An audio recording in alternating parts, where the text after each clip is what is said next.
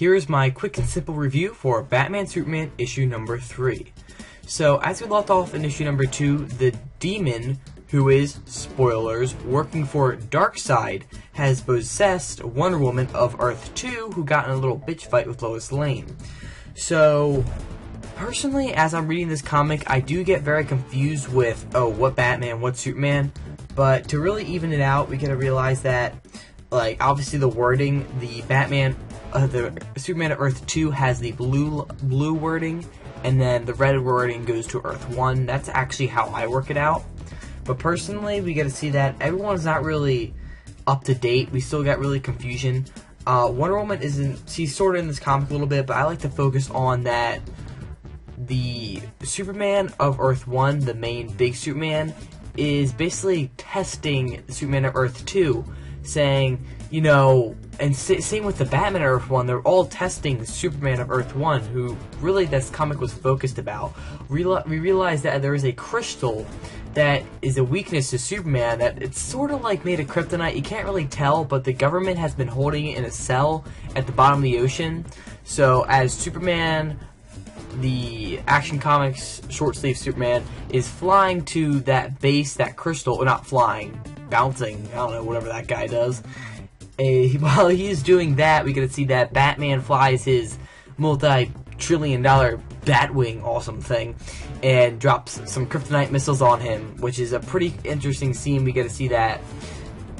We get to see tons of fights with Batman versus Superman. So wait, this is literally building up to the movie. It's awesome. Anyway, like, honestly, actually, I give the comic an 8 out of 10.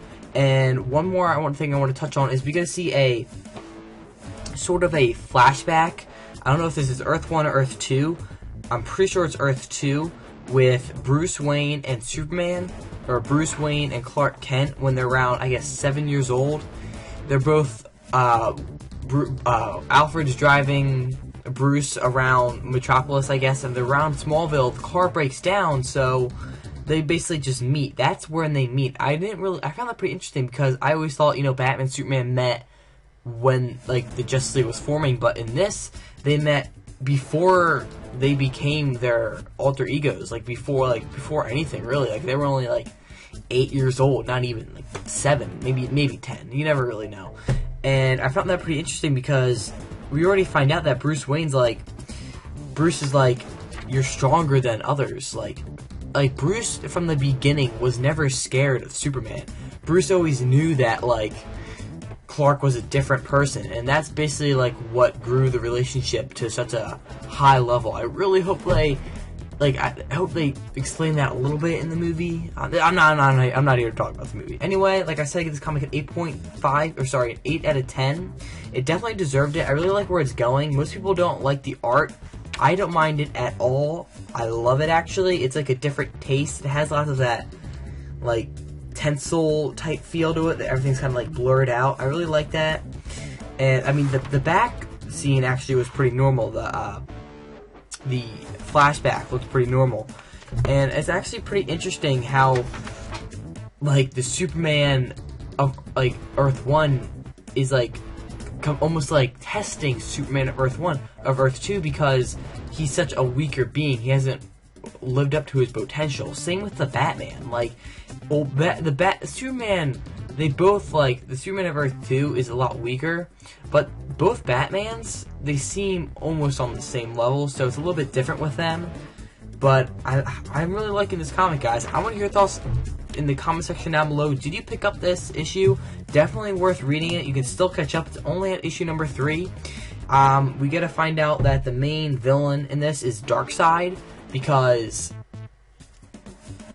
like, the Darkseid sent the demon who's been possessing everybody. Like, she possessed Catwoman, the demon possessed Wonder Woman, Lois Lane, so the demon's possessing everybody who's actually working for Darkseid.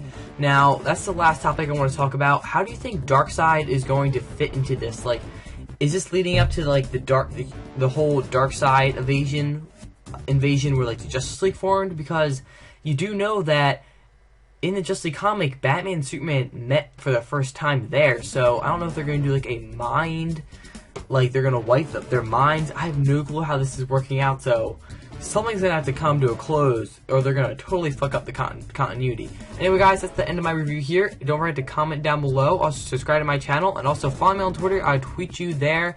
Ask me anything, and I will respond. So don't forget to follow if you have a Twitter. Once again, thank you for watching. Have a nice day, and stay sexy.